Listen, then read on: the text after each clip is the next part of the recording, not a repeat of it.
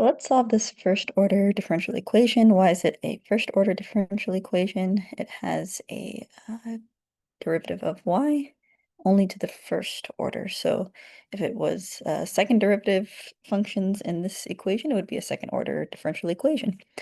To start, we're going to solve by using by separating the variables. So that's going to involve moving everything that has an x to one side, and then similarly moving everything with y's on the other side. So this is the separation of variables method. So if I multiply both sides by the 3y squared, also want to mention that this also has a IVP, or initial value. So this is a initial value problem that we will use at the end.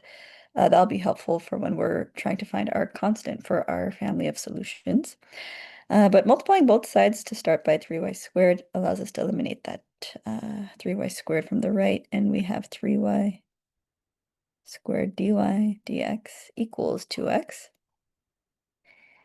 And we're going to move this differential over to the right, similarly by multiplying out that differential.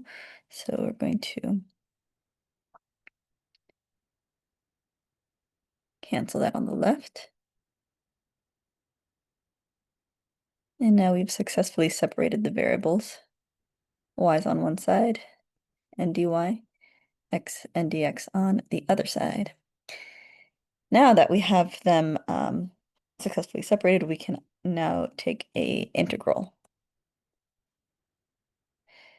All right, so when we integrate both sides, we're integrating with respect to the corresponding variable. So no conflict there. This using that power rule for integration becomes 3y to the third over 3 plus, we'll call this C1, because we'll have another constant from the other integral on the right side. And this is going to equal 2x squared over 2 plus a different variable. I should say constant C2. And we're luckily able to cancel some things, so this simplifies greatly to just y to the third and x squared. Now, these are just constants. So if you combine them, they become just another new constant. So if you put them all on one side, say combine this C1 and C2 together, we don't know what those numbers are. You could subtract, add, but it'll just become another constant. So we'll generalize it to just a general constant C.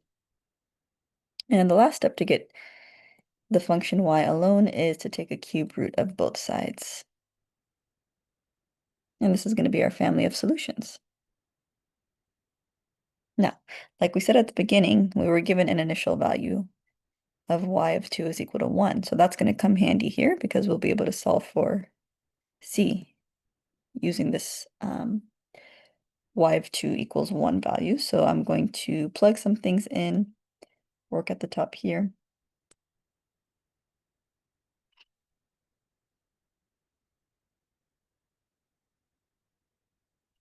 And I've got 1 for the y value and 2 for our x value.